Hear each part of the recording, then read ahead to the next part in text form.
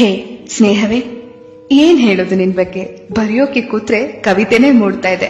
ನಾ ಬರೆದ ಒಂದಷ್ಟು ಕವಿತೆಯ ಸಾಲುಗಳು ನಿನ್ನ ಮುಂದೆ.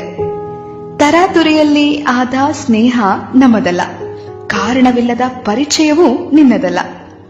ವೃತ್ತಿ ಜೀವನದ ಸಿಕ್ಕ ತಳಿರು ನೀನು, ಅನಂತ ಸ್ನೇಹದ ತವರೂ ನೀನು.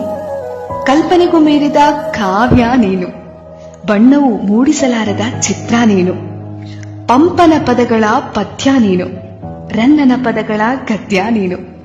ಕಾಳಜಿಯ ಶಿಖರ ನೀನು, ಕರುಣೆಯ ಕಾಮಧೇನು ನೀನು. ಕಲ್ಮಶವಿಲ್ಲದ ಗಂಗೆ ನೀನು, ಯಾವ ಜನ್ಮದ ಬಂಧ ನೀನು. ನನ್ನ ಜೀವನದ ಹಾಲು ಜೇನು, ತಾಯಿ ಪ್ರೀತಿಯ ಪ್ರಗತಿ ನೀನು.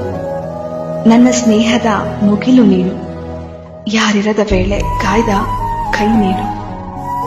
ಭರವಸೆಯ ವೈಫೈ ನೀನು, ಕಾರಣವಿಲ್ಲದೆ ಜಗಳ ಮಾಡುವ ಮುನಿಸು ನೀನು.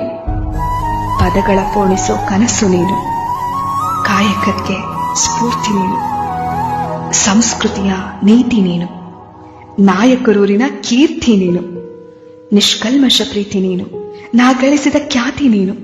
ನನ್ನ ಭಾವನೆಗಳಿಗೆ ಧ್ವನಿ ನೀನು. ಸದಾ ಖುಷಿಯಾಗಿರಲಿ ನಿನ್ನ ಜೀವನ. ಹೀಗೆ 100 ಕಾಲ ಖುಷಿಯಾಗಿ ಸಂತೋಷವಾಗಿರು. ಅದನ್ನೇ ಈ ಕವಿಮನ ಬಯಸುತ್ತೆ.